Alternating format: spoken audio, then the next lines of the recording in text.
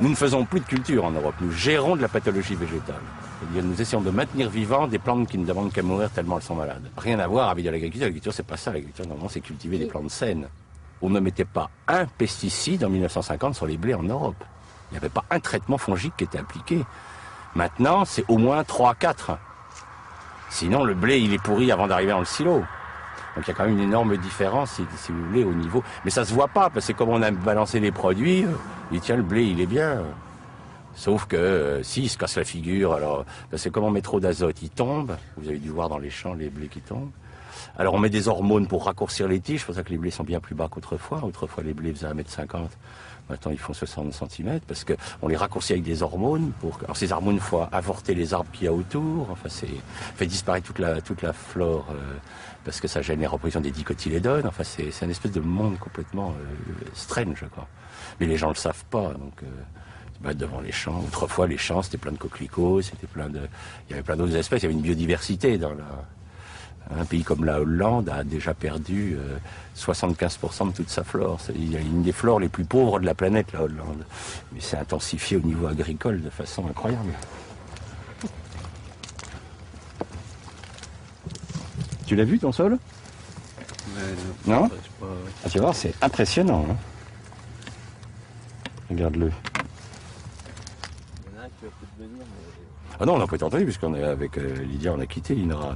On s'est mis à notre compte. Puis quand on a commencé à montrer que les sols mouraient biologiquement, on nous a demandé de nous taire. Donc on a quitté l'Institut et on s'est mis à notre compte parce que on estimait que notre devoir de scientifique, c'était quand même d'alerter le monde agricole que la voie qui était choisie n'était pas la bonne ne permettrait pas de faire une agriculture pérenne.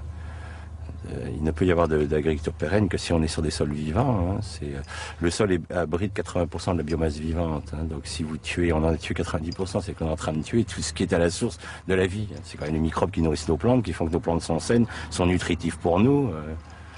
Alors que maintenant, les gens, nous sommes quand même dans la société la plus confortable de l'histoire de l'humanité et nos dépenses de sécurité sociale augmentent de 6% par an. Il y a quand même des questions à se poser, quoi. Est-ce que les gens sont si bien nourris que ça pour être aussi malades ? Alors, le problème, c'est qu'effectivement, l'argumentation, c'est oui, mais regardez, ils vivent de plus en plus longtemps. Bien sûr, les gens qui en ce moment ont 80 ans n'ont pas connu l'agriculture chimique avant l'âge de 50 ans, puisque c'est apparu dans les années 70. Donc, jusqu'à 50 ans, ils ont mangé... Moi, je suis encore gamin du lait de vache qui avait du goût de lait de vache. Ça avait vraiment le goût de lait de vache, c'est pas le lait de maintenant. Donc c'est tellement récent dans l'histoire de l'humanité qu'on ne connaîtra les résultats réels et on s'inquiète puisque vous prenez la population d'enfants à l'heure actuelle en Europe, 17% des enfants sont obèses, donc on est en droit de se poser des questions sur cette qualité alimentaire. Le sol, c'est une vraie éponge. Donc, si je le gère mal, il est compact, il est serré, il se referme. Si je laisse la faune le retravailler, il va se souffler. C'est pour ça que quand vous marchez en forêt sur un sol, vous avez vu le côté moelleux du sol forestier, hein, parce qu'en fait, il est aéré par la faune, alors que le sol qui a été labouré, maltraité, il est complètement compacté, complètement resserré sur lui-même. Alors, quand il va pleuvoir sur un sol resserré, l'eau va pas pouvoir rentrer, puis c'est l'érosion.